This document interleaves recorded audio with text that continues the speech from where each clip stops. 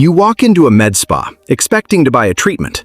20 minutes with a needle, a laser, a peel, something that smooths a line or tightens a patch of skin. And then you walk back out into your day. That's the transaction as most people understand it. Pay for a service, receive the service, leave. But if you sat in the waiting room of a busy med spa for an afternoon, you'd notice something odd. Almost nobody there is a first-time visitor. The same faces come back every 4 weeks, then every 6 weeks, then every 3 months, on a schedule as regular as a haircut. And most of them aren't just paying per visit anymore.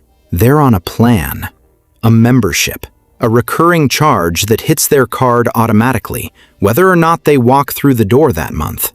That's the real business. A med spa looks like it sells Botox and facials. What it actually sells is a subscription to your own vanity, dressed up in the credibility of a medical license. And once you understand how that subscription is built, priced, and defended, the entire industry starts to make a different kind of sense. Start with what a med spa technically is, because the name itself does a lot of quiet work.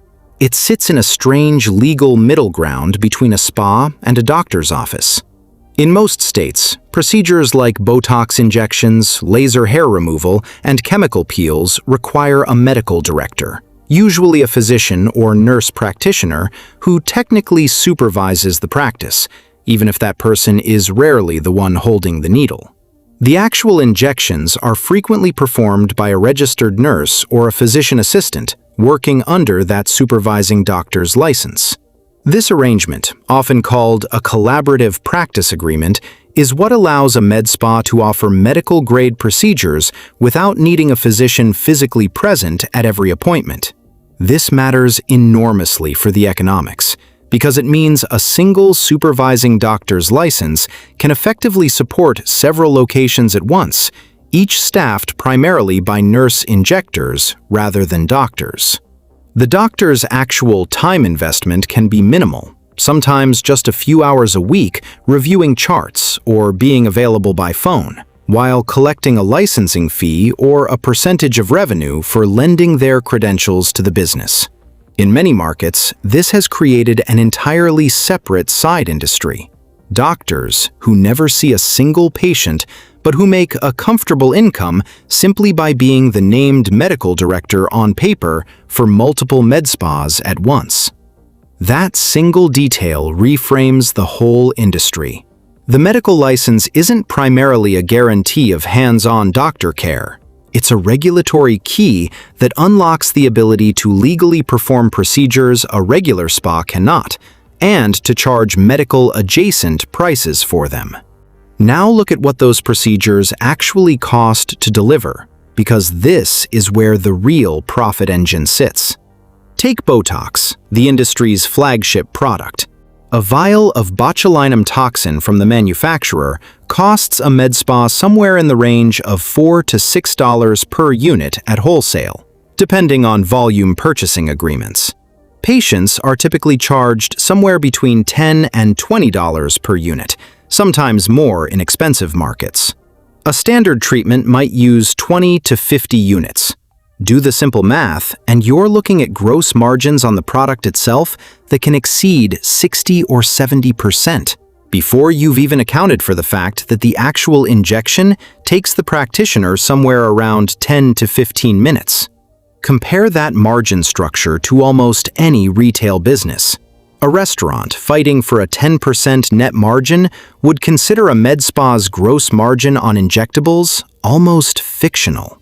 And Botox isn't even the most profitable line item.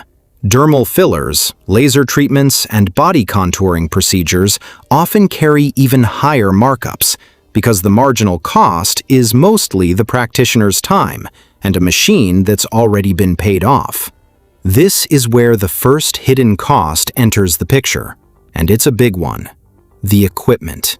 A single aesthetic laser platform, used for hair removal, skin resurfacing, or body contouring, can cost anywhere from $50,000 to over $200,000, depending on the technology. Multiply that across the 4 or 5 different devices a competitive med spa needs to offer a full menu of services, and the upfront capital investment before a single client walks in the door can easily exceed $500,000. This is a business that requires real capital, not just a lease and a folding table, which is part of why so many med spas are backed by private equity rather than a single practitioner's savings. That leads directly into the second hidden cost: staffing complexity. A well-run med spa needs licensed nurse injectors, estheticians, a front desk team skilled at both customer service and sales, and, hovering somewhere in the background, that supervising physician relationship that has to remain compliant with state law. Nurse injectors with strong client followings are, in some markets, treated almost like hairstylists at a high-end salon. Clients follow a specific injector from location to location, which means losing a popular nurse can mean losing a meaningful slice of recurring revenue overnight.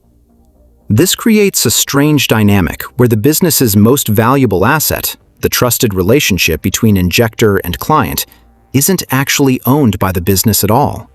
It walks out the door every time an employee leaves. Now, here's where the psychology of the industry becomes impossible to ignore, and it explains why membership models have taken over the space so completely. Botox is not a permanent fix. The effects typically last 3 to 4 months before muscle movement gradually returns. This is, from a pure business model perspective, close to perfect. The treatment creates its own expiration date, which means the client isn't making a one-time purchase decision.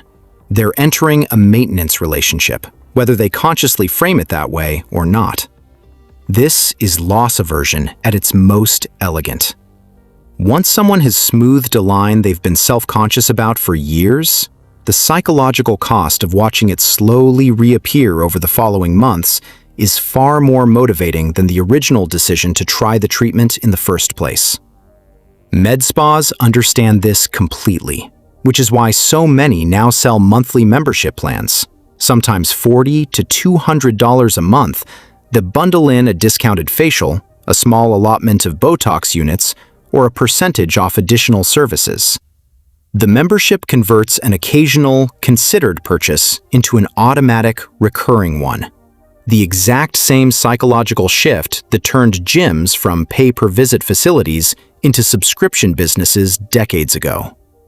And just like gyms, med spas benefit enormously from a phenomenon economists call breakage, the portion of a subscription that goes unused. Someone paying $80 a month for a membership that includes a facial they only actually redeem every other month is still paying the full $80 every single month. That unredeemed value doesn't vanish.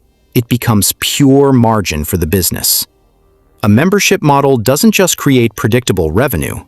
It quietly shifts a meaningful percentage of that revenue into money the business collects but never has to deliver a service for. Layer onto this the psychology of the treatment room itself, because the sales process at a med spa rarely feels like a sales process. It's framed as a consultation. A trained esthetician or injector looks at a client's face, identifies 2 or 3 areas of concern the client may not have originally come in asking about, and recommends a broader treatment plan. This isn't necessarily manipulative in the way a used car lot might be. Often, the practitioner genuinely believes the additional treatment will produce a better result. But the business incentive and the clinical recommendation point in exactly the same direction, which means the upsell arrives wrapped in professional authority rather than salesmanship, making it far more persuasive than a typical retail pitch. This is where the industry generates one of its most reliable additional revenue streams: retail skincare. Nearly every med spa maintains a small shelf, sometimes a full wall, of physician-branded serums, sunscreens, and creams, often priced at $50 to $200 a bottle. These products frequently carry markups north of 3 or 4 times their manufacturing cost. And because they're recommended by the same trusted practitioner who just performed a procedure, Conversion rates on this retail layer tend to run far higher than in an ordinary beauty store.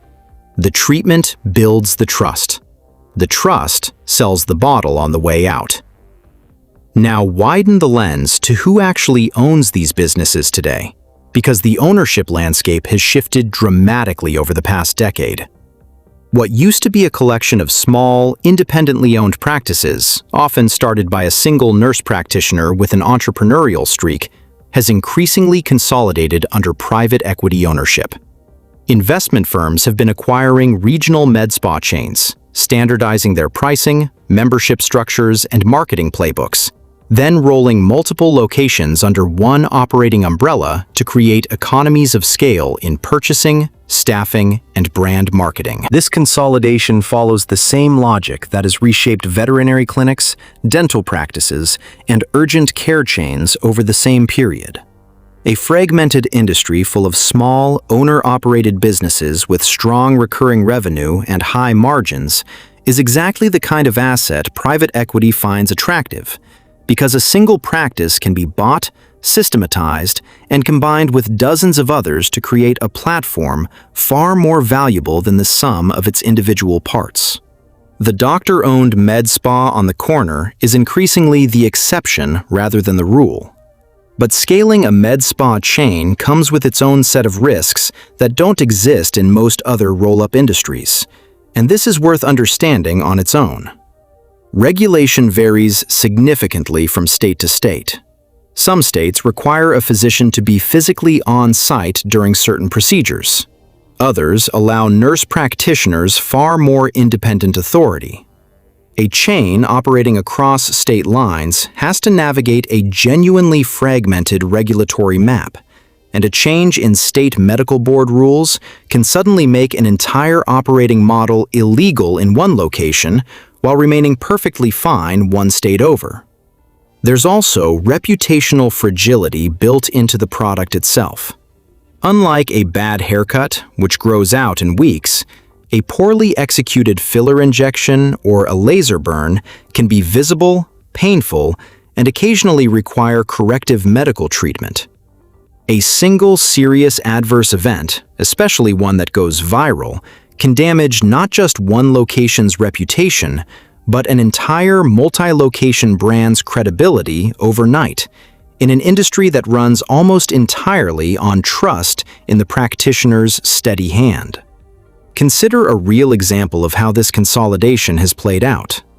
Ideal Image, one of the largest med spa chains in the United States, grew by aggressively rolling up laser hair removal and injectable services under a single national brand, backed at various points by private equity investors, eventually expanding to well over 100 locations across the country. The company built its scale on exactly the mechanics described here: standardized membership pricing, centralized marketing, bulk purchasing power on equipment and product, and a heavy emphasis on financing plans that let clients spread the cost of expensive treatment packages over many months, functionally turning a beauty purchase into something closer to a consumer loan. That financing detail deserves its own moment of attention because it's become one of the industry's quieter but more significant revenue mechanisms.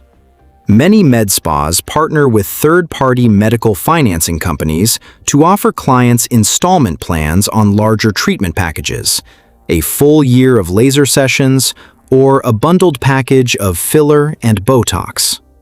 The med spa gets paid in full up front by the financing company. The client pays down the loan over time, often with interest. This arrangement lets a med spa sell a much larger initial purchase than a client might otherwise commit to in one visit, while transferring the collection risk to a specialized lender.